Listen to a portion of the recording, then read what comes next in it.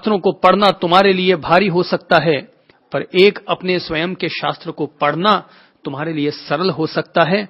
तो मैं चाहती हूं कि एक साध्वी मां तुम पर गौरव कर सके, तो तुम अपने आप को पढ़ने के बाद ही राजगद्दी पर बैठना, ताकि तुम अनासक्ति के साथ राज्य का संचालन कर सको।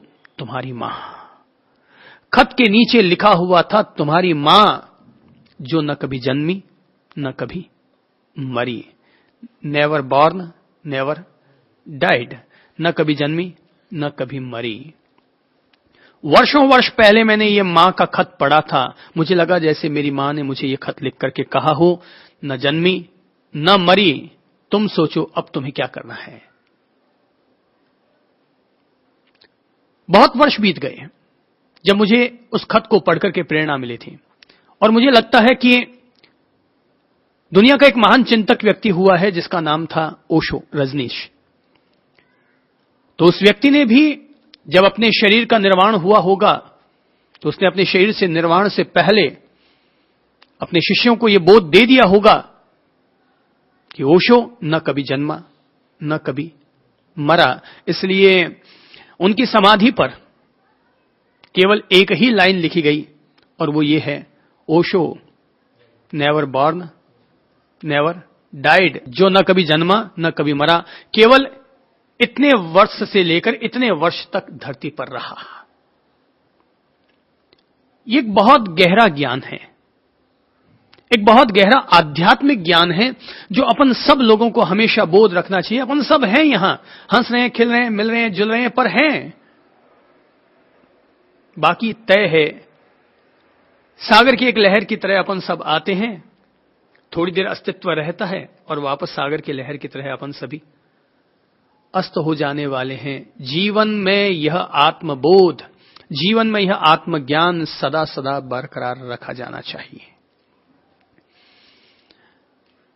अनासक्ति अनासक्ति की बातें सभी करते हैं, लेकिन बातें करने वाले अपन सब लोग किसी न किसी रूप में आसक्ति में फंसे हुए रह जाते हैं, किसी न किसी रूप में।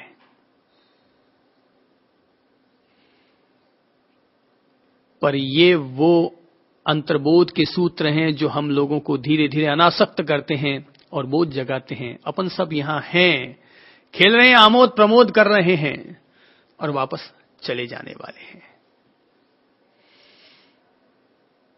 और चूंकि चले जाना तय है, इसीलिए किसी से मोह नहीं करते, किसी धृतराष्ट्र की तरह अपन सब लोग अंधे नहीं होते।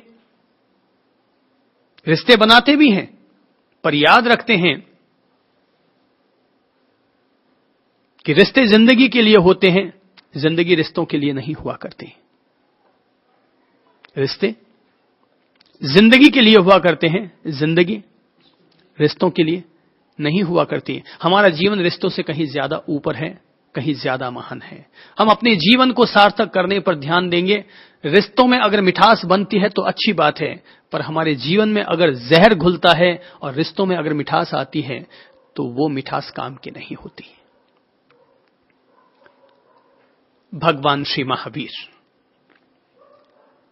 विशुद्ध रूप से मुक्ति के पक्षधर हैं, और मुक्ति के पक्षधर होने के नाते ही हम कह सकते हैं कि ये एक ऐसे महासाधक की बातें हैं जिस महासाधक ने अपने जीवन में निर्वाण की, मोक्ष की अलख जगाई थी, और इसीलिए उस व्यक्ति ने बोधपूर्वक अपनी नश्वर देह का त्याग किया था।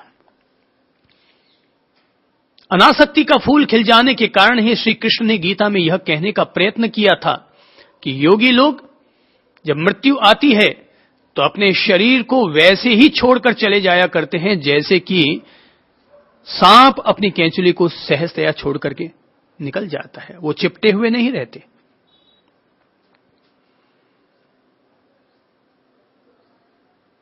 तो चिपटे हुए नहीं रहते, तो सहज रूप में वो अपनी नश्वर देह का त्याग करके चले जाते हैं। इसलिए मैंने सुना है कि पहले जमाने में ऐसे कई लोग हुआ करते थे जिनको अपनी मृत्यु का पूर्व आभास होता, और मैंने सुना है कि बहुत सारे लोग ऐसे भी हुए हैं, फकीर लोग भी, संत लोग भी, गृहस्थ लोग भी, जो स्वयं शमशान घाट तक गए हैं और अपनी लकड़ियों की व्यवस्था स्वयं की है, लोगों से कहा है कि आओ मैं अपने शरीर का त्याग करने जा रहा हूं और इतने बजे इतने मिनट पर अपनी शरीर नश्वर काया का त्याग करूंगा। बस उससे 10 मिनट पहले वो सबसे क्षमा प्रार्थना करते हैं, आंख बंद करते हैं, समाधि लगाते हैं और समाधिस्थ हो जाते हैं। शरीर उनका छूट जाता है और वो मुक्त हो जाते हैं। ऐसे कई लोगों को देखा है। पास में ही एक गांव है आसोत्रा। राजपुरोहितों ने वहां पर एक बहुत विशाल मंदिर बनाया है, ब्रह्मा जी का मंदिर। तो कहा जाता है कि जो व्यक्ति ब्रह्मा जी का मंदिर बनाता है उसको अपने शरीर का त्याग करना पड़ता है, ऐसी मान्यता है।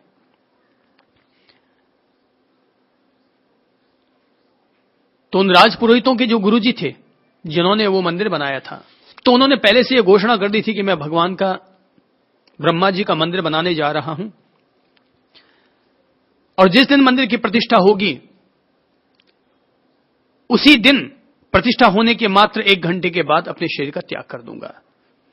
तो इस घोषणा के चलते जबरदस्त लोग इकट्ठे हुए थे, लाखों लोग इकट्ठे थे और कहते हैं कि महाराज ने खुद ने ही अपना चबूतरा बनवा दिया था कि यहां पर मेरी समाधि बन जाएगी।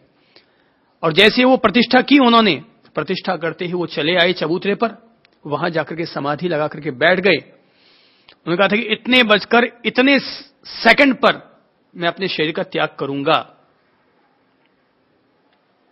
बस बैठ गए समाधि में। लोग देख रहे हैं, देखते चले जा रहे हैं और देखते देखते देखते देखते वो समय भी बीत गया है। आधा घंटा बाद जब लोगों ने जाकर के शरीर को हिलाया तो वो ताश के पत्तों की तरह नीचे गिर गया। तो मैंने कहा कि कुछ लोग ऐसे होते हैं जिनको अपनी मृत्यु का पूर्वाभास भी हो जाया करते हैं। तो जो लोग अनासक्त होते हैं उन्हीं लोगों को इस तरह का पूर्वाभास होता है। बाकी तो जो भजनानंदी होंगे, प्रभु भजन में जिन्होंने जीवन अपना बिताया है, उनको अपनी मृत्यु की हर स्थिति का पता रहता है, जीवन की स्थिति का पता हो जाता है। बाकी लोग चिपके रहते हैं। जैसे मौत करीब आती है लोग रोने लग जाते हैं, हाय मरो रे, हाय मर गए रे, हाय मर गए रे, न जाने छाती कूटा वो करते रहते हैं, रोते पीटते रहते हैं। भगवान श्री महावीर अपन सब लोगों को यह अंतर्ज्ञान देना चाहते हैं कि व्यक्ति को इस तरह से मृत्यु से डर करके और जीवन से चिपके हुए रह करके जीने का कोई अर्थ नहीं होता। क्योंकि ऐसे लोग जब मरते हैं, क्योंकि मृत्यु तो अवश्यम भावी है, मृत्यु तो अवश्यम भावी है। गुजरना अगर मुश्किल हो जाए, गुजरना जिंदगी में अगर मुश्किल हो जाए तो गुजर जाना ही अच्छा है। गुजरना अगर जिंदगी से मुश्किल हो जाए तो गुजर जाना ही अच्छा है। जिंदगी अगर दुर्भार हो जाए तो मर जाना ही अच्छा है। जियो, प्रेम से जियो। पर अगर लगता है कि जीना बहुत मुश्किल हो गया है, भारभूत हो गए हैं, बोझिल हो गए हैं, सड़सड़ के जी रहे हैं, तो मर जाना ही अच्छा है। बहुत सारे लोग दुनिया में ऐसे हैं जो सड़ रहे हैं। वो कहते हैं कि कानून से वो रजा चाहते हैं, उनके परिजन भी रजा चाहते हैं, क्योंकि उनको भुगतता हुआ देखकर वे स्वयं भी अपने आप को वश में नहीं रख पाते हैं कि बेचारा कितना भुगत रहा है, कितनी वेदनाओं से गुजर रहा है। तो चाहते हैं कि उस व्यक्ति को अब शांत कर दिया जाए, क्योंकि मौत तो होनी है, चाहे आज हो चाहे कल हो, होनी तो है, 10 साल और बाद होगी। रिपीटेशन वाली जिंदगी तो जीते हैं अपन सब लोग, वही खाना पीना अंगना मूतना आज भी और कल भी और परसों भी।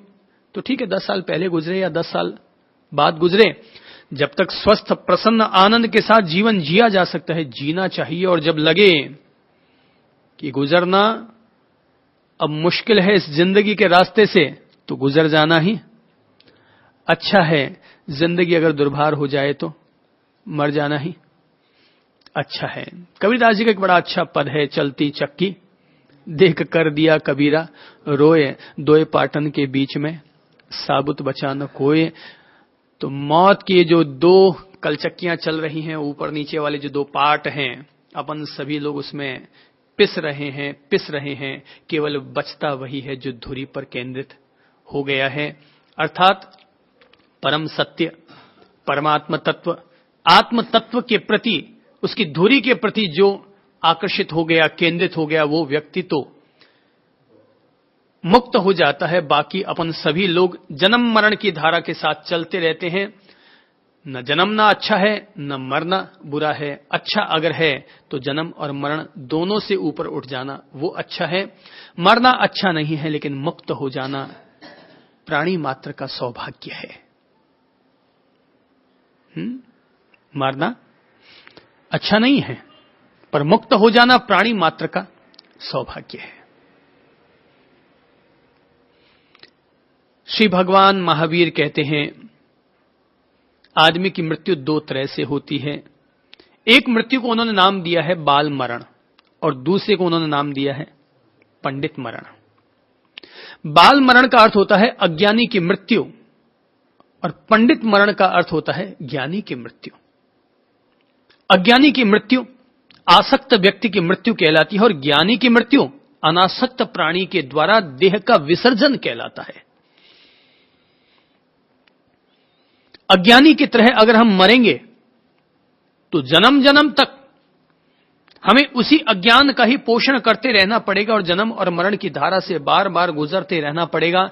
लेकिन ज्ञानी व्यक्ति की अगर मृत्यु होगी तो ज्ञानी व्यक्ति इस जीवन को भी धन्य करते हुए गया, और अगर उसका अगला जन्म होगा तो जन्म होने के साथ ही वो कुल योगी होगा। अर्थात पूर्व जन्म से ही वो ऐसा योग सिद्ध व्यक्ति होकर आया है कि जन्म के साथ ही उसमें बोधि की भावनाएं हैं, जन्म के साथ ही उनमें प्रखरताएं हैं, जन्म के साथ ही उनमें प्रज्ञा प्रकर्षता है।